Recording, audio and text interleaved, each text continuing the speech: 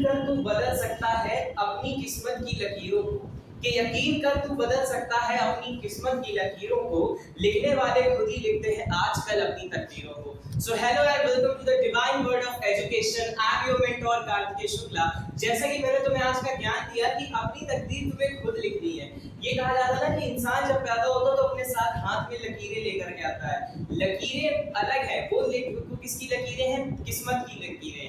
लेकिन उस किस्मत को रियलिटी में साबित करना वो तुम्हारे ऊपर डिपेंड करता है। ठीक है, कर्म प्रधान बनोगे तभी वो किस्मत में अगर तुम्हारे सुख लिखा है तो तुमको वो सुख जरूर मिलेगा। अगर तुम्हारी किस्मत में लिखा है कि तुम डॉक्टर बनोगे, अपने नाम के आगे डॉक्टर लगाओगे, तो वो तुम जरूर लगाओगे, लेकिन तभी लगा पाओगे जब तुम्हारे पास कर्म प्रधान होगा तुम्हारा मन। ठीक है, इतनी बात आई समझ में? कई बार ये चीज होती है कि लोग कहीं बैठे रह जाते हैं, हो सकता है हमारे नसीब में ही नहीं है। नसीब में होता कुछ नहीं है, लाना पड़ता है पहले से। ठीक है, अब तुम एक चीज खुद सोचो ना, किस्मत तो उनकी भी होती है जिनके हाथ नहीं होते हैं। ठीक, तो इसका मतलब ये लकीरों का खेल कुछ नहीं है। आगे जब तुम डॉक्टर में एमबीबीएस करो ना, तुमको बताया जाएगा कि ये लकीरें किस वजह से बनती हैं। ठीक है, आई बात समझ में? ऐसा कुछ नहीं है। आप लोग अपने मन लगा के पढ़ाई कीजिए, अपना कार्य अच्छे से करिए, वही आपकी तकदीर, आपका किस्मत लिखने वाला है। बिना किसी देरी के चलिए स्टार्ट करते हैं हमारा आज का new chapter, that is microbes in human welfare. Basically और हमको सीरियल ऑर्डर वाइज जेनेटिक्स पढ़ाना चाहिए था, बट क्योंकि ये छोटा चैप्टर है तो इसको स्टार्ट करेंगे पहले, और ये हम आज जल्दी से खत्म कर देंगे पढ़ के। ठीक है, जब बात की जा रही है माइक्रोब्स की, तो माइक्रोब्स क्या होते हैं? सब जानते हो कि माइक्रोब्स होते हैं माइक्रो ऑर्गेनिज्म को। बेसिकली हम क्या कह रहे हैं यहाँ पे? माइक्रोब्स कह रहे हैं। ठीक है, ये क्या होते हैं? Micro organisms. माइक्रो यानी कि छोटे, ऑर्गेनिजम्स मतलब लिविंग बीइंग्स। जाहिर सी बात है, ऐसे organisms that can not be seen by naked eyes, मतलब उनको हम अपनी इन आंखों से नहीं देख सकते। और या दूसरे शब्दों में ये कह लो, they can only be seen by, या they can only seen by microscope. उनको हम माइक्रोस्कोप की ही सहायता से देख सकते हैं। क्यों? क्योंकि वो इतने छोटे होते हैं। ठीक है, आई बात समझ में? बेसिकली ये होता है हमारा माइक्रोब्स। अब अच्छा एक बात बताओ, अभी तक तुमने ये चीज सोच रखी है, समझ रखी है कि जितने भी वो माइक्रो ऑर्गेनिजम्स हैं, चलो सबसे मोटा एग्जांपल तुम्हारे दिमाग में माइक्रो ऑर्गेनिज्म में सबसे पहला एग्जांपल बैक्टीरिया का आता होगा। ठीक है, अभी तक तुमने ये चीज पढ़ रखी थी कि bacteria are dangerous for our health. बिल्कुल सही बात है, इसमें कोई बुराई नहीं है। जो तुमने कोटेशन बोली उसमें कोई बुराई नहीं है, लेकिन अब देखो तुमने अभी तक ये पढ़ रखा है कि जो बैक्टीरिया होता है वो डिसीज कॉज करता है। ठीक है, कौन कौन सी डिसीज कॉज करेगा? हम फॉर एग्जांपल हम निमोनिया लेते हैं। ठीक है, फॉर एग्जांपल हम निमोनिया लेते हैं, तो निमोनिया कौन सी बैक्टीरिया से हो रही है? Streptococcus pneumoniae. कौन सी बैक्टीरिया से हो रही है? स्ट्रेप्टोकोकस निमोनी से हो रही है। आई बात समझ में? तो अब जो बैक्टीरिया इन्फेक्शन कर रहा है, और हम चैप्टर का नाम पढ़ रहे हैं ह्यूमन वेलफेयर, तो एक तरफ हम कह रहे हैं कि ये ह्यूमन में डिसीज कॉज कर रहा है, और दूसरी तरफ हम कह रहे हैं कि ये ह्यूमन के वेलफेयर में भी आ रहा है। तो ये तो विरोधाभास चीजें हो गई, दोनों चीजें डिफरेंट हो गई। तो इसको हम कैसे प्रूव करेंगे? तो बेटा उसी को प्रूव करने के लिए हमारा ये पूरा चैप्टर है माइक्रोब्स इन ह्यूमन वेलफेयर। तो चलिए समझते हैं इस चैप्टर में हमें क्या क्या चीजें पढ़नी है। सबसे पहले तो इस चैप्टर में हम ये चीज खुद दिमाग लगाओ कि कौन कौन सी चीजों में बैक्टीरिया या कोई भी अदर माइक्रो ऑर्गेनिजम्स का यूज किया जा रहा है। तो तुम सबसे पहले जानते हो कि हाउस होल्ड में यूज किया जाता है, हाउसहोल्ड में यूज किया जाता है, हाउसहोल्ड यूजेस, और इंडस्ट्रीज में यूज किया जाता है, और किस चीज में यूज किया जाता है?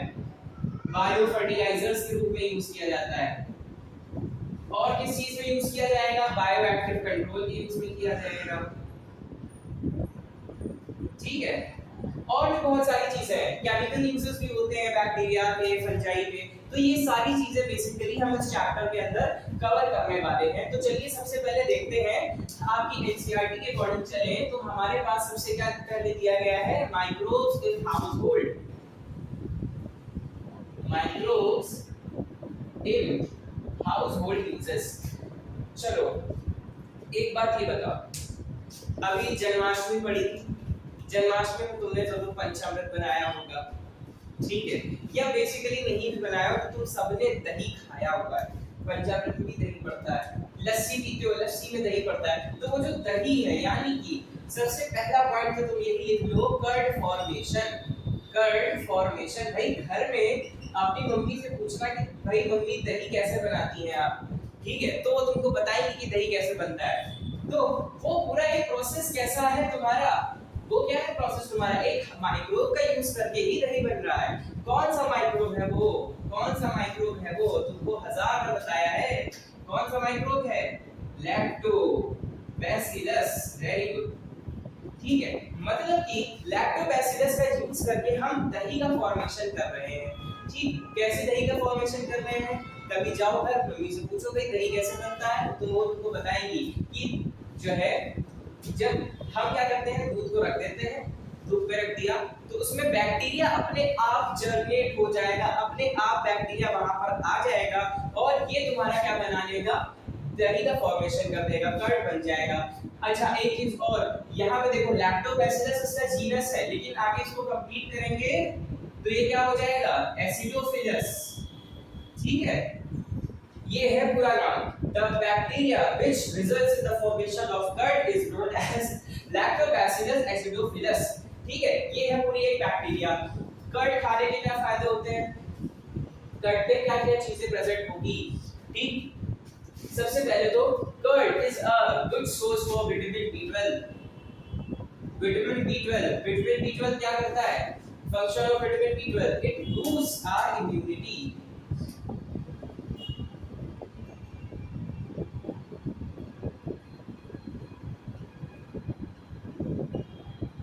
आई बात समझ में, ये क्या करेगा, इम्यूनिटी को बूस्ट करने में हेल्प करेगा।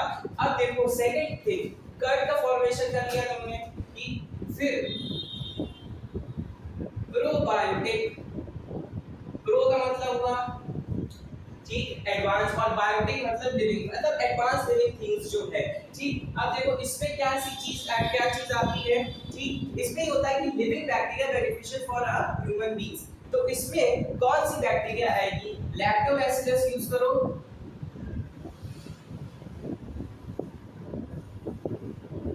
Lactobacillus CG. तो ये जो बैक्टीरिया है ये तुम्हारी जितनी भी प्रोबायोटिक चीजें हैं, एक प्रोबायोटिक छाछ आती है, ठीक है, छाछ आती है प्रोबायोटिक, तो वो भी क्या है तुम्हारी किससे बन रही है, लैक्टोबैसिलस सीजी से बन रही है, वो भी क्या है, बैक्टीरिया है, वो भी क्या है, बैक्टीरिया है। अब थर्ड पॉइंट, चीज खाते हो तुम लोग, क्या खाते हो, चीज खाते हो, चीज किससे बन रही है भाई, टॉम एंड जेरी देखा तुम लोगों ने, टॉम एंड जेरी में ऐसा करके एक चीज का वो होता था जिसमें ये सब डैल बने होते थे, जिसके पीछे जो है हमारा जो जेरी है वो भागा करता है, ठीक है, और वो चूहा पकड़ने वाले उसमें फिर ये टॉम क्या करता है, चीज पे ही बॉक्स, चीज पे ही क्यूब लगाता है। तो वो चीज क्या है, ठीक, मोज़रेला चीज, जाने कितनी कितनी चीज तुम लोग पिज्जा में खाते हो, व्हाइट सॉस पास्ता में खाते हो, तो वो चीज का फॉर्मेशन भी किससे हो रहा है, बैक्टीरिया से ही हो रहा है। ये जो चीज है ना, ये जो टॉम एंड जेरी में होती है वो होती है स्विस चीज, वो क्या होती है, स्विस चीज। तो स्विस चीज का फॉर्मेशन हो रहा है प्रोपिनोबैक्टीरियम शार्लोनी से, किससे, इधर लिख लो, स्विस चीज, वेरी कॉमन चीज है ये, इसका फॉर्मेशन किससे हो रहा है, प्रोपिनोबैक्टीरियम शार्लोनी। ओके, सो चीज की बात हो गई, और अब देखो आगे, ब्रेड बना रहे हो, ब्रेड फॉर्मेशन, कभी देखना ब्रेड कैसे बनती है, ब्रेड कैसे बनेगी, सबसे पहले क्या होगा, ब्रेड जो होगा ब्रेड का आटा लगाया जाएगा, उसके बाद उसको रख दिया जाएगा, फिर ब्रेड में क्या होगा, लीवनिंग ऑफ द ब्रेड होती है, लीवनिंग ऑफ ब्रेड यानी स्वेलिंग ऑफ ब्रेड। वो आटा जो होता है वो फूल जाता है, जो बनती है डबल रोटी, ठीक है, तो वो क्या होता है, आटा उसका फूल जाता है। क्यों फूल जाता है, क्यों, क्योंकि उसमें CO2 की मात्रा बढ़ जाती है। क्या होती है, CO2 इंक्रीज करने लग जाती है, और जब CO2 इंक्रीज करेगी तो वो जो तुम्हारा आटा होगा वो फूल करके क्या बना लेगा, ब्रेड का फॉर्मेशन कर देगा। क्या करेगा, ब्रेड का फॉर्मेशन कर देगा। वो क्या करेगा, ब्रेड का फॉर्मेशन कर देगा। तो ब्रेड फॉर्मेशन में कौन सी बैक्टीरिया यूज हुई, ब्रेड फॉर्मेशन में कौन सी बैक्टीरिया यूज हुई, तो उसका नाम है सैक्रोमाइसिस सिस्टर्सी।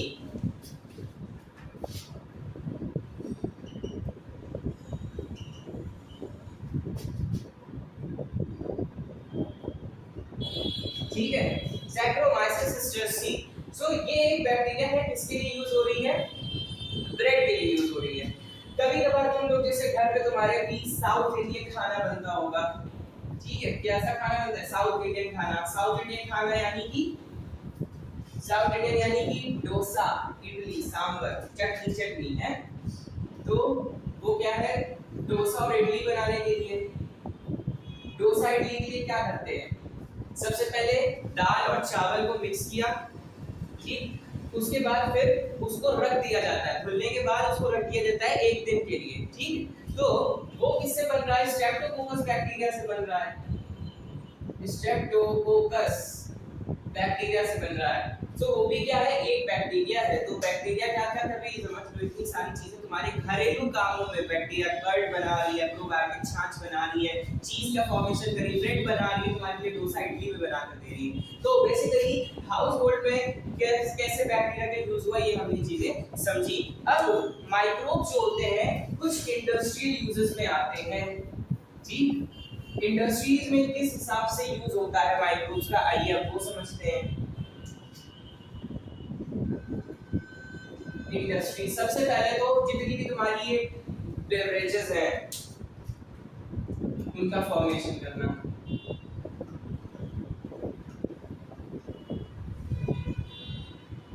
बेवरेजेस कौन कौन सी आएंगी तुम्हारे बेवरेजेस, यानी कि बियर और वाइन, ठीक है। अभी और भी है, वो सारे तुमको बताने जा रहे हैं, कितने प्रकार के अल्कोहल्स होते हैं वो भी अभी पढ़ना है आपको। सो बियर और वाइन ये इकलौती ऐसी 2 बेवरेजेस हैं जो जिसमें डिस्टिलेशन की जरूरत नहीं पड़ती, विदाउट डिस्टिलेशन। डिस्टिलेशन क्या होता है, the process of separation of a liquid from any other liquid. एक लिक्विड से दूसरे लिक्विड का निकलना, उसको क्या कहते हैं, डिस्टिलेशन कहते हैं। इसका मतलब इसमें जो भी बैक्टीरिया यूज हो रही है, सबसे पहले तो ये जो बियर होगी ये किससे बनेगी, बार्ले से बनती है, ठीक है। बियर का फॉर्मेशन किससे होता है, बार्ले से होता है। और वाइन का फॉर्मेशन होता है ग्रेप जूस से, ठीक है। सो इन लोगों को इनका जो पूरा प्रोसीजर है उस पे डिस्टिलेशन की जरूरत नहीं पड़ती है, डिस्टिलेशन के बिना बियर और वाइन का फॉर्मेशन किया जा रहा है। आगे देखो, बियर और वाइन के बाद क्या है, ये जो तुम्हारी जितनी है विस्की, ब्रांडी, जिन, ये वो वाला जिन नहीं है, चीनी वाला जिन नहीं है, जिन हो गया, वोडका हो गया, ये सब कैसे ही बनेंगे, ये सब बनेंगे आफ्टर डिस्टिलेशन। इनके लिए डिस्टिलेशन की जरूरत पड़ती है, ठीक, इनके लिए डिस्टिलेशन की जरूरत पड़ती है। अब देखा जाए तो विस्की कैसे बनती है, फर्मेंटेड सीरियल्स से, ठीक है। फर्मेंटेड सीरियल से क्या बनी, विस्की बनी। फिर ब्रांडी बनेगी, ऑब्वियसली फ्रूट जूस से बनती है, ब्रांडी फ्रूट जूस से बनेगी। और ये जो तुम्हारा है जिन, ये राई मीट से बनती है। बच्चा तुम्हारा वोडका बनेगा तुम्हारा पोटैटो से। आई बात समझ में? तो इनको सड़ा करके वाइन बनाई जा रही है, मतलब सारी चीजें बेवरेजेस बनाई जा रही हैं। और आप लोगों ने एक चीज जरूर सुनी होगी कि शराब जितनी पुरानी होती है वो उतनी ही बेटर होती है। ठीक है। कई बार तो स्नेक वाइन्स भी बनाई जा रही हैं, तो वो एक अलग प्रोसेस है। ये जब अल्कोहल फॉर्मेशन जब तुम पढ़ोगे, अल्कोहल फॉर्मेशन में ये सारी चीजें तुम्हें अच्छे से पढ़ाई जाएगी कि भैया असल में क्या प्रोसेस है। अपने यहाँ कानपुर में ठीक आप लोग पता नहीं गए हो कि नहीं, नेशनल शुगर इंस्टीट्यूट है, ये कल्याणपुर के आगे, ठीक है, नेशनल शुगर इंस्टीट्यूट है। तो वहां पे शुगर के साथ साथ अल्कोहल का फॉर्मेशन भी पढ़ाया जाता है, वहां पे वर्क भी किया जाता है। तो वहां पे पूरी मशीनें लगी हुई है बड़ी बड़ी, जिसपे अल्कोहल भी बन रहा है और साथ में शुगर भी बन रही है। तो बेसिकली ये चीजें होती हैं हमारे इंडस्ट्रीज में। इंडस्ट्रीज में और क्या चीजें बन सकती है इंडस्ट्री? एक तो ये चलो हमने बेवरेजेस देख लिए, लिखते जाना सब हेडिंग डाल के, ठीक। और देखो फिर देखो नेक्स्ट चीज आती है एंटीबायोटिक। एंटीबायोटिक बहुत बड़ी चीज है ये। एंटीबायोटिक क्या है? डेफिनेशन लिखो एंटीबायोटिक की। केमिकल, और इसको हम कहते हैं बायोएक्टिव। क्या कहते हैं? Bioactive agent which kills bacteria। अब देखो एंटीबायोटिक है, यहां से देखो आगे which acts against bacteria या any other living microorganisms। Against, anti मतलब क्या होता है? अगेंस्ट होता है, और बायोटिक मतलब क्या होगा? Living organism.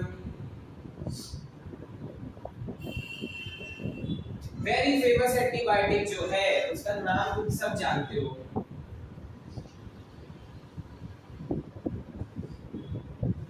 पेनिसिलिन। क्या है?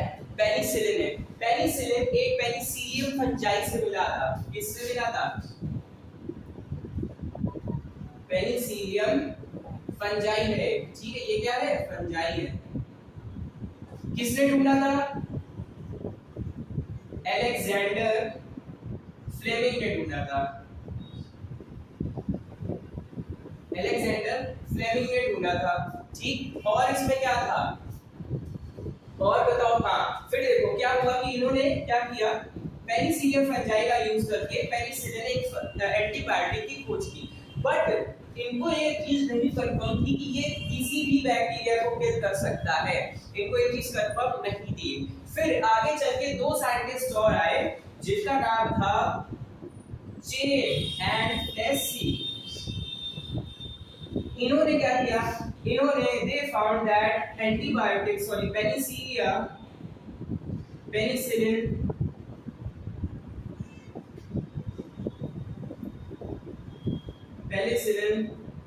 can work against all type of microorganisms as antibiotic, ठीक है। अब हुआ ये कि 1945 में वर्ल्ड वॉर का चल रहा था। क्या चल रहा था? World war. हुआ ये कि अमेरिकन सोल्जर्स जो घायल होते जा रहे थे पहले, तो उनको ये एंटीबायोटिक का यूज फर्स्ट टाइम कहां पे किया गया? वर्ल्ड वॉर 2 के टाइम पे किया गया। जब अमेरिकन सोल्जर्स घायल हो रहे थे तो उनको एंटीबायोटिक डोजेस देना स्टार्ट किया गया, जैसे उनके घाव में बैक्टीरियल इन्फेक्शन ना हो। और इस काम के लिए इन तीनों को कंबाइनली जो है नोबेल पुरस्कार से सम्मानित किया गया था, ठीक है। ये आपके जीएस का भी क्वेश्चन है। एसएससी, यूपीएससी, ये सारे लोग मतलब जो भी कैंडिडेट्स हैं वो अगर किसी भी गवर्नमेंट जॉब की भी प्रिपरेशन कर रहे हैं, आगे करने की सोच रहे हैं, तो ये क्वेश्चन आता है कि who was awarded as a Nobel Prize for antibiotic। तो तीन लोगों को दिया गया था, फ्लेमिंग, चेन एंड लेसी को। कब दिया गया था? 1945 में, world after the world war. क्यों दिया गया था? क्योंकि इन्होंने पेनिसिलिन की डिस्कवरी की जो एंटीबायोटिक था, और वर्ल्ड वॉर 2 के टाइम पे अमेरिकन सोल्जर्स थे उनके ऊपर सबसे पहले इसको इस्तेमाल किया गया था, ठीक है। आई बात समझ में? सो ये है तुम्हारा एंटीबायोटिक का कॉन्सेप्ट। अब आगे क्या हुआ कि कुछ केमिकल्स होते हैं इंडस्ट्रीज में, कुछ केमिकल्स से भी कुछ केमिकल्स का भी फॉर्मेशन किया जाता है। जैसे एक तरफ हम केमिकल देखते हैं और एक तरफ देखते हैं सोर्स, ठीक। टेबल बना बना के अच्छे से इस चैप्टर को पढ़ना है और खत्म करना है आज। देखिए, नाम सुना तुमने एसिटिक एसिड, किसमें डालते हो तुम लोग बताओ? विनेगर यार, विनेगर किसमें पड़ती है? चाउमीन बनाई है कभी तुमने? ठीक, तो उसपे क्या पड़ेगी? विनेगर पड़ेगी, अजीनोमोटो पड़ेगा। तो अजीनोमोटो की बात नहीं करेंगे। लैक्टिक एसिड, ये भी क्या है? केमिकल है। और सोचो, और सिट्रिक एसिड, ये तीन केमिकल तो तुम लोगों को भली भांति ध्यान होंगे। कौन कौन से होते हैं? ये क्या है? ये बनाएगा एसिडोबैक्टर एसिटीन, ठीक है। और lactic acid lactobacillus, citric acid जो होता है एस्पारजिलस नाइग्री, ठीक। सो ये होते हैं तुम्हारे केमिकल्स। अब इन्हीं के नीचे एंजाइम्स भी देख लो एक बार कि एंजाइम्स जो होते हैं, एंजाइम का फॉर्मेशन कौन कौन से सोर्स से हो रहा है? एंजाइम का फॉर्मेशन कौन कौन से सोर्स से हो रहा है? तुमने टीवी में ऐड देखा है, दाग अच्छे हैं, ठीक है, कपड़े गंदे हो जाते हैं, दाग अच्छे हैं, तो लाइपेज एंजाइम की वजह से वो दाग जो होते हैं वो निकलते हैं, ठीक है। क्यों? क्योंकि हर डिटर्जेंट में लाइपेज एंजाइम का यूज किया जा रहा है। किसका यूज किया जा रहा है? और सोचो, protease enzyme, protein digesting enzyme कौन है? प्रोटीएज, ठीक है। और पैक्टिनेज, सो लाइपेज एंजाइम का फॉर्मेशन हो रहा है कैंडिडा लिप्टोलिटिका,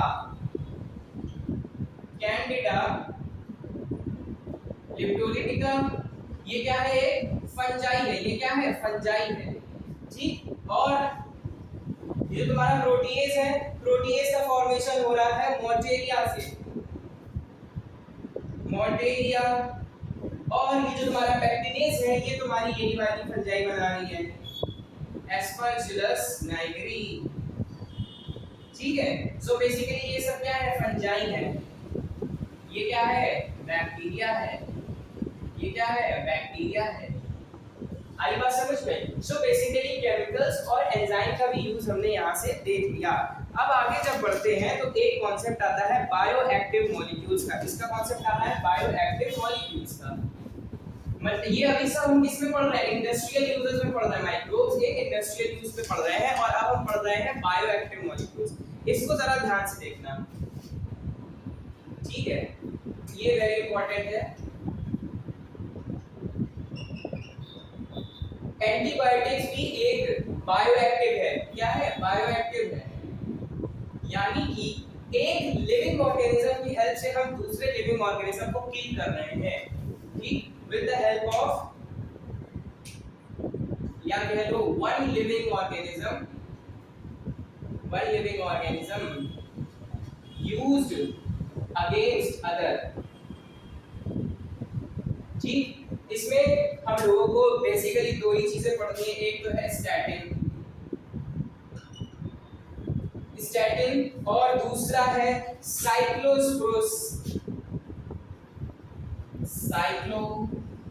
साइक्लोस्पोरिन ए। ये दो पढ़ते हैं, ठीक है। साइक्लोस्पोरिन ए ये क्या करेगा? ये क्या करता है? Immuno repressor. ये क्या करेगा? इम्यूनो रिप्रेसर का काम करेगा इन ऑर्गन ट्रांसप्लांट पेशेंट। क्यों? देखो, होता ये है कि जब जैसे मान लो किसी का ऑर्गन ट्रांसप्लांट, जैसे मान लो लिवर, फॉर एग्जांपल लिवर, किसी पेशेंट का लिवर डैमेज हो गया तो उसको लिवर दिया गया, ठीक है, लिवर दिया गया। अब ये होगा कि उसकी जो बॉडी के इम्यून सेल्स होंगे वो उस लिवर को रिकॉग्नाइज करेंगे, कहेंगे कि भाई ये तो मेरे सेल्स है ही नहीं, ये तो मेरी बॉडी के सेल्स ही नहीं है, तो क्या करेंगे? उसको किल करना शुरू कर देंगे और फिर ऑर्गन जो है डैमेज हो जाएगा। इसलिए इम्यूनो रिप्रेसर का काम ये करता है साइक्लोस्पोरिन ए। ये क्या करेगा? हमारे इम्यून सिस्टम को, जो भी पेशेंट होगा उसके इम्यून सिस्टम को रिप्रेस कर देगा कि भाई शांत बैठ जाओ, तुम्हें इनको मारने की जरूरत नहीं है, हमारी हेल्प के लिए आए हैं, ठीक। तो जब वो उसको स्टॉप कर देगा तो जो सेल्स होंगी, इम्यून सेल्स होंगी, वो उसको रिकॉग्नाइज ही नहीं कर पाएंगी और फिर किल भी नहीं करेंगी। ठीक, तो साइक्लोस्पोरिन ए जो है उसका काम क्या है, it acts as a immunorepressor agent, it acts as a immunorepressor agent. और ये किससे बनता है, ये किससे बनेगा, ट्राइकोडर्मा पॉलीस्पोरम, किससे बनेगा, लिख लो इधर, ये किस फंजाई से बन रहा है, फंजाई ये ट्राइकोडर्मा पॉलीस्पोरम, ठीक है, मतलब ट्राइकोडर्मा पॉलीस्पोरम का एक इंजेक्शन इसमें दिया जाता है, ये क्या है, एक फंजाई है। जब हम बात करते हैं स्टैटिन की, जब हम बात करते हैं स्टैटिन की, तो स्टैटिन क्या करता है, हमारी बॉडी में कोलेस्ट्रॉल लेवल इन ब्लड इसको लो रखता है। जैसे मान लो किसी का कोलेस्ट्रॉल बहुत ज्यादा हाई हो गया, तो डॉक्टर क्या करेंगे, स्टैटिन का इंजेक्शन देंगे और उससे क्या होगा, कोलेस्ट्रॉल लेवल जो है वो लो हो जाएगा। ये किससे बनेगा, मोनोस्टैटस, ठीक, ये इसका इंजेक्शन होता है। आई बात समझ में, तो ये बायोएक्टिव मॉलिक्यूल्स भी हमने कंप्लीट कर दिए। अब देखो नेक्स्ट टॉपिक,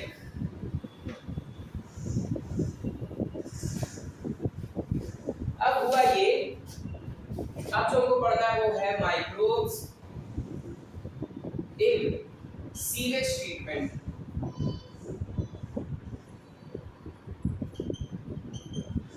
सीवेज ट्रीटमेंट यानी कि सीवेज प्लांट्स, जितने भी सीवेज प्लांट्स लग रहे हैं, सीवेज ट्रीटमेंट प्लांट्स की बात हो रही है यहाँ पे। आइए समझते हैं। सबसे पहले क्या होगा कि यहाँ पे है हमारा सीवेज, ठीक है, और अब हम बना रहे हैं जरा 3 टाइप के फिल्ट्रेशन।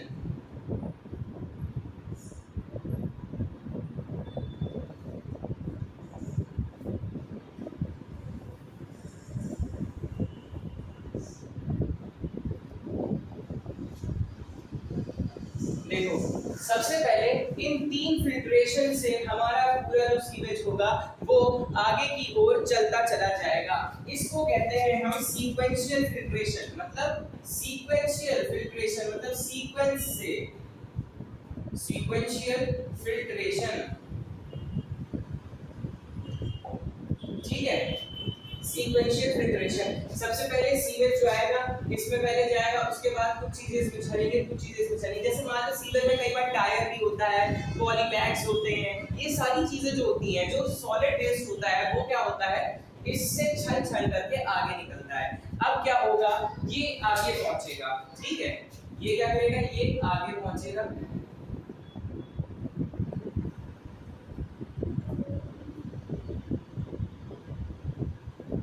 ठीक। अब देखो ये सबसे पहले फिर इधर ट्रांसफर होगा, ये सीवेज हमारा चल चल के यहाँ पर आकर के इधर से फिल्ट्रेट होकर के अब यहाँ पर हमारा सीवेज पूरा आ गया। अब यहाँ पे क्या होगा, जितने भी कंकड़ पत्थर या डस्ट वगैरह के पार्टिकल्स होंगे वो नीचे लग जाएंगे, वो क्या होंगे, नीचे लग जाएंगे, और जितना भी हमारा लिक्विड वेस्ट होगा वो ऊपर तैरेगा, ठीक, वो क्या करेगा, वो ऊपर तैरना स्टार्ट कर देगा। अब देखो ये जो हमारा ये कचरा जो है इसको हम कहते हैं प्राइमरी इफ्लुएंट, क्या कहेंगे, प्राइमरी इफ्लुएंट कहेंगे। और ये जो हमारा जो सॉलिड वेस्ट है इसको कहते हैं प्राइमरी स्लज, क्या कहेंगे, प्राइमरी स्लज। ये क्या है, हमारा प्राइमरी स्लज है। अब देखो ये जो टैंक है, इस टैंक को कहा जाता है प्राइमरी सेटलिंग टैंक, या कह लो केवल सेटलिंग टैंक। ये क्या है, सेटलिंग टैंक। आई बात समझ में? तो यानी कि अब देखो ये जो तुम्हारा वेस्ट है प्राइमरी इफ्लुएंट तक बन गया, इस पूरे यहाँ से यानी सीक्वेंशियल फिल्ट्रेशन से यहाँ तक के प्रोसेस को कहा जाता है प्राइमरी ट्रीटमेंट। 1 के ऊपर डिग्री मतलब प्राइमरी, ठीक, और इसको हम क्या नाम देते हैं, ट्रीटमेंट कहते हैं। आई बात समझ में? अब ये जो हमारा सीवेज है ये किस में ट्रांसफर हो गया है, कन्वर्ट हो गया है, प्राइमरी इफ्लुएंट में ट्रांसफर हो गया है। अब आगे की क्या गणित लगेगी आगे समझते हैं। ये देखो फिर क्या हुआ, ये जो हमारा सीवेज था प्राइमरी इफ्लुएंट के फॉर्म में, अब ये आगे बढ़ेगा, आगे जब बढ़ा तो ये एक और टैंक में घुस जाएगा। ये क्या करेगा, एक और टैंक में घुसेगा। लेकिन यहाँ पर इस बार क्या लगा है, एक एजिटेटर लगा है, ठीक है। एक ये मथनी टाइप की लगी हुई है जी, ये क्या है, एजिटेटर है।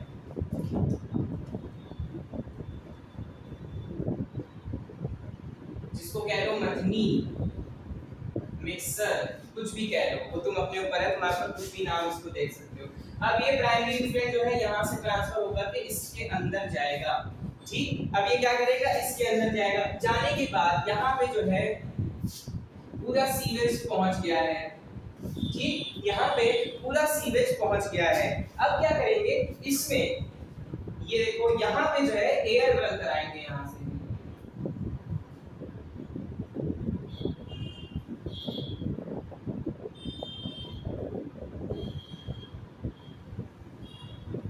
यहाँ से क्या आएगी, तुम्हारी एयर आएगी, एयर एंटर करेगी। ये एयर यहाँ पर अंदर पहुंचेगी। अब ये क्या करेंगे, अंदर जो है और एक तो मथनी से मथा जा रहा है, फिर यहाँ पे हवा भी दी जा रही है। तो जो भी तुम्हारे पार्टिकल्स होंगे सीवेज के, वो सब फिर से अपने आप को फिल्टर करना स्टार्ट कर देंगे, ठीक। फिर से फिल्टर करना स्टार्ट कर देंगे। उसके बाद जो भी चीजें ऊपर जाएंगी, अब ये जो तुम्हारा सारा मटेरियल है ये जाएगा तुम्हारे सेकंड सेटलिंग टैंक में जाएगा। ये किसमें जाएगा, सेकंड सेटलिंग टैंक में जाएगा। अब ये किसमें जाएगा, ये क्या है तुम्हारा सेकंड सेटलिंग टैंक। ये क्या है तुम्हारा सेकंड सेटलिंग टैंक। अब देखो ये पूरा तुम्हारा प्रोसीजर जो है आगे चल के सीवेज पूरा कहां पहुंच गया, यहां पे पहुंच गया है, ठीक।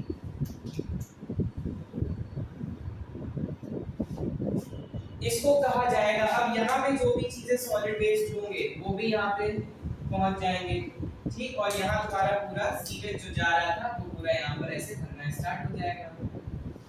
आई बात समझ में, पानी में गंदगी हट गई है, अब पानी में गंदगी अब हट गई है। अब देखो ये जो तुम्हारा है इसको कहा जाता है सेकेंडरी स्लज या एक्टिव स्लज कह लो। इसको क्या कहेंगे, एक्टिव स्लज, सेकेंडरी स्लज या एक्टिव स्लज। और ये जो तुम्हारा पहले प्राइमरी इफ्लुएंट था, अब ये कैसा इफ्लुएंट हो जाएगा, सेकेंडरी इफ्लुएंट हो जाएगा, ठीक।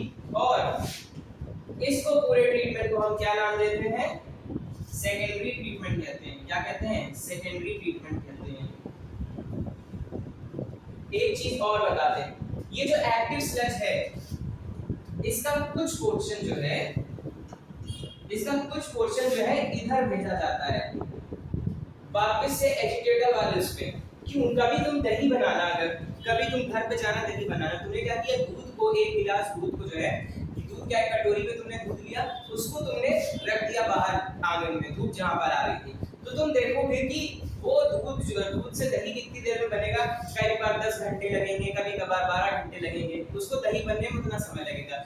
लेकिन जब कभी तुमने क्या किया, दूध में एक कटोरी में दूध तो रखा तुमने, लेकिन उसमें तुमने थोड़ा सा दही डाल दिया, तो वो जो पहले 12 घंटे लग रहा था दही बनने में, अब वो 1.5-2 घंटे में बनके तैयार हो जाएगा। ऐसा क्यों, क्योंकि दही ने अपने आप को क्या किया, तुमने जो थोड़ा सा दही डाला था उसने अपने जैसे ही पूरा पार्टिकल्स बना लिए। ठीक उसी तरह से एक्टिव स्लज इसलिए डाला जाता है ताकि ये जो तुम्हारा इफ्लुएंट है ये बहुत तेजी से तुम्हारे एक्टिव स्लज में कन्वर्ट हो सके, ठीक। तो ये एक्टिव स्लज जो होगा वो थोड़ा सा एक्टिव स्लज इधर ट्रांसफर किया जाता है, और जो बाकी बचा एक्टिव स्लज होता है वो बायोगैस के फॉर्म में रिलीज किया जाता है। किसके फॉर्म में रिलीज किया जाता है, बायोगैस के फॉर्म में, ठीक है। और ये जो तुम्हारा सेकेंडरी इफ्लुएंट बना है, ये सेकेंडरी इफ्लुएंट को या तो हम रिवर में ट्रांसफर कर देते हैं,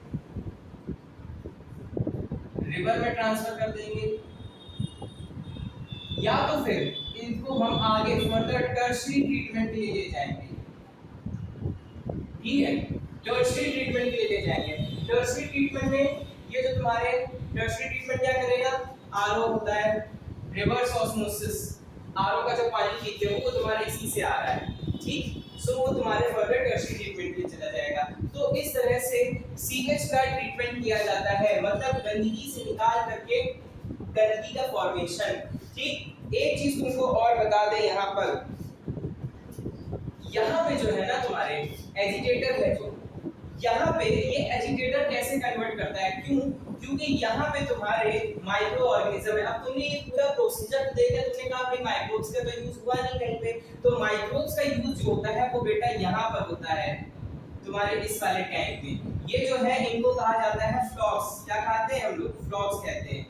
फ्लॉक्स क्या होते हैं? बैक्टीरिया प्लस फंजाई, ये क्या होते हैं? फ्लॉक्स होते हैं। ये जितने भी तुम्हारे ऑर्गेनिक मैटर्स यहाँ पर प्रेजेंट होंगे उनको खाना शुरू कर देंगे और खा खा करके ये क्या बाकी सारी चीजों को सेपरेट कर देंगे। ठीक है, मतलब ये क्या करते हैं, तुम्हारे सीवेज को बिल्कुल प्योर कर देते हैं, तुम्हारे सीवेज को प्योर कर देंगे। और साथ में जहां से हम इनको एयर दे रहे हैं, और एयर में क्या होती है? ऑक्सीजन। जितना ज्यादा ही उसको खाएंगे उनको ऑक्सीजन की डिमांड बढ़ती है, और इसीलिए हम जो ऑक्सीजन की डिमांड होती है उसको कहते हैं बीओडी, बायोकेमिकल या बायोलॉजिकल ऑक्सीजन डिमांड। आई बात समझ में? इतनी बात समझ में आ गई? जितना बायोलॉजिकल डिमांड ज्यादा होगा, बायोलॉजिकल डिमांड जितना ज्यादा होगा, पोल्यूशन इतना क्या होगा? आई बात समझ में? तो बेसिकली ये सारी चीजें तुम्हारे माइक्रोब्स इन सीवेज ट्रीटमेंट में होती है।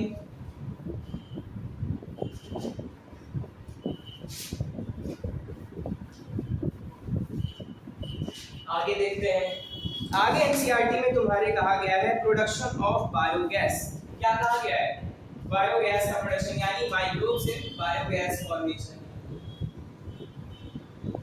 ये बहुत छोटा सा टॉपिक है। इसमें ये होगा, तुमने क्या किया, जैसे ये सब तुम्हारे गांव वगैरह में होते हैं, टाउन एंड विलेजेस में होते हैं, ठीक है। इसमें जो भी तुम्हारी गाय है, गाय के अंदर मैं तुमको बता दें काउ डंग में बैक्टीरिया होते हैं। क्यों? क्योंकि उसकी गट में बैक्टीरिया प्रेजेंट है, ठीक है। काउ के गट में बैक्टीरिया प्रेजेंट है, इसलिए काउ डंग में भी बैक्टीरिया निकल कर आता है। सबसे पहले बायोगैस का देखो, सबसे पहले उसमें क्या होती है? मीथेन होती है, ठीक है। मीथेन होगी तुम्हारी, मीथेन लगभग तुम्हारी होती है 50 से 70% तक। बाकी बचे हुए रेस्ट ऑल द गैसेस, ठीक। तो देखो इसमें सबसे पहले ये किसने दिया था? IACR है, ठीक है। आगे देखो फिर क्या करेगा बायोगैस, जैसे मान लो जितना भी गोबर है गाय का, वो सब एक कंटेनर में भरा जाएगा। उसके बाद इसको फर्दर एक ये 10 से 15 फीट अंडरग्राउंड बनाया जाता है। ये क्या है? 10 to 15 फीट अंडरग्राउंड, ठीक। अंडरग्राउंड में एक ये फ्लास्क बनाया जाता है, उसके बाद एक फ्लास्क इधर बनाया जाता है। इधर से क्या होगा तुम्हारा, इसके अंदर पूरा फनल होगा और यहाँ से तुम्हारी बायोगैस रिएक्ट करके निकलना स्टार्ट हो जाती है, ठीक। और बाकी सारी चीजें हैं, इनको हम लोग स्लज कह देते हैं। ये तुम्हारे स्लज आगे प्रेजेंट हो जाते हैं। और इसमें जो बच रहा है ये क्या है तुम्हारा? ये जो स्लज होता है इसको हम नाम देते हैं मैन्योर। क्या कहते हैं? मैन्योर। ये manure as a bio fertiliser use कर लिया जाता है खेतों में, ठीक है। ये manure as a bio fertiliser खेतों में यूज कर लिया जाता है। सो बेसिकली ये तुम्हारा बायोगैस का कॉन्सेप्ट था। आगे चले तो आगे अब क्या बचा तुम्हारा? आगे बचे तुम्हारे बायो कंट्रोल एजेंट्स। अब देखो इसको जरा ध्यान से समझना।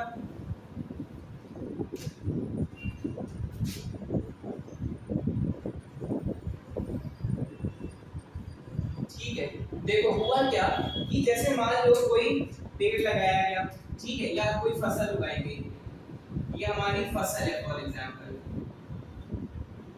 ठीक। इस फसल में एक तरफ ये जो आ रहा है ये है तुम्हारा पेस्ट।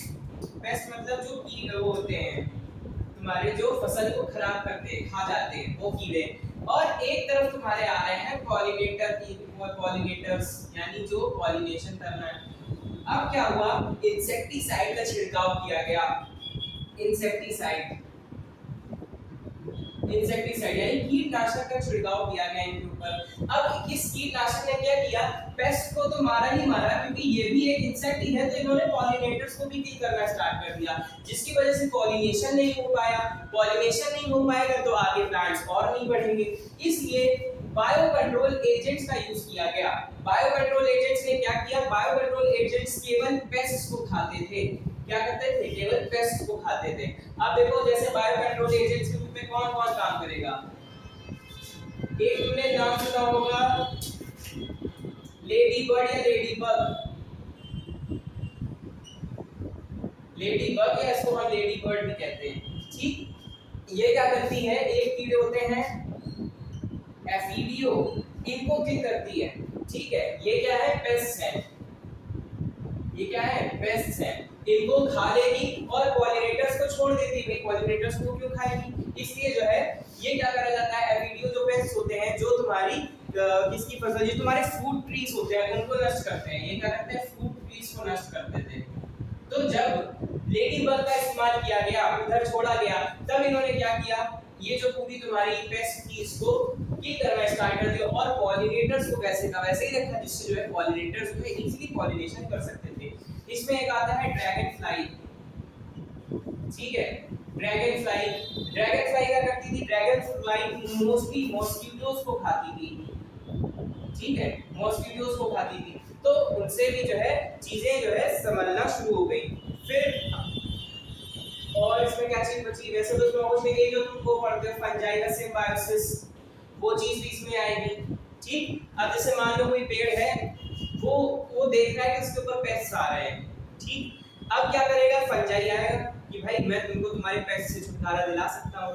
ठीक, तो वो ट्री कहेगा अच्छा बदले में क्या लोगे, तो कहेगा बदले में तुम मुझे खाना देते रहना। तो ट्री ने मना कर दिया कि नहीं, मैं तुम्हें खाना क्यों, तुम मैंने तुम्हारा ठेका ले रखा है। तो फंजाई कहता ठीक है, तो तुम पेस्ट को अपना शिकार बना, मतलब पेस्ट तुम्हारा शिकार करते रह जाएंगे, हम चलते हैं आगे देखते हैं। तो अगर ट्री ने बोल दिया कि हाँ ठीक है मैं तुमको मैं नरिशमेंट दे दूंगा, ठीक, तो फिर फंजाई जो है पूरी उसको किल कर लेगा। तो फंजाई भी क्या कर रहे हैं, पेस्ट को किल करने में हेल्प कर रहे हैं और पॉलिनेटर्स से उनका कोई लेना देना नहीं। पॉलिनेटर्स तो अपना पॉलिनेशन करेंगे, चले जाएंगे, नेक्टर लेंगे, चले जाएंगे। ये हो गए तुम्हारे बायो कंट्रोल एजेंट। अब last but not the least, अब हम चल रहे हैं हमारे इस टॉपिक के लास्ट में, जिनको हम कहते हैं बायो फर्टिलाइजर्स। क्या होते हैं bio fertilisers, living organism. Bio की मतलब क्या होता है, लिविंग, तो living organisms, living organisms which helps in increasing the fertility of seed। मतलब फर्टिलिटी ऑफ सीड, मतलब सीड की फर्टिलिटी बढ़ा रहे हैं, सीड के फर्टाइल होने का फॉर्मेशन, मतलब उनको इंक्रीज कर रहे हैं। वो कैसे होते हैं, बायो फर्टिलाइजर्स होते हैं। वो क्या होते हैं, बायो फर्टिलाइजर्स होते हैं। जैसे फॉर एग्जांपल बैक्टीरिया, भाई तुम लोग बहुत समय से पढ़ते चले आ रहे हो, बैक्टीरिया किसके लिए होता है, नाइट्रोजन फिक्सेशन के लिए होता है। बैक्टीरिया किसके लिए होता है, नाइट्रोजन फिक्सेशन के लिए। फॉर एग्जांपल राइजोबियम, ये जब मैंने तुमको बैक्टीरिया पढ़ाया था, ये तुमको बताया था बैक्टीरिया क्या करेगा, राइजोबियम क्या करेगा, नाइट्रोजन फिक्सेशन में हेल्प करेगा। फिर कुछ साइनोबैक्टीरिया यानी ब्लू ग्रीन एल्गी होती है, BGA ब्लू ग्रीन एल्गी, जैसे नॉस्टॉक, नॉस्टॉक भी क्या करती है, नॉस्टॉक क्या करेगी, तुम्हारे ऑर्गेनिक मैटर्स को सॉइल फर्टिलिटी में हेल्प करेगी। फिर फंजाई, माइकोराइजा,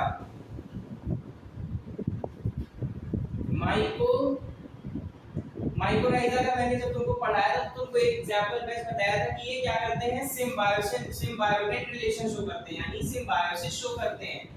कुछ टेरिडोफाइट्स भी होते हैं,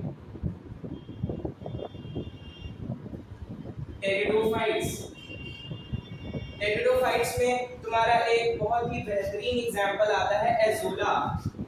एजोला का यूज करा जाता है एनाबेल पे, एनाबेल नहीं है ये, एनाबेल है, एनाबेल।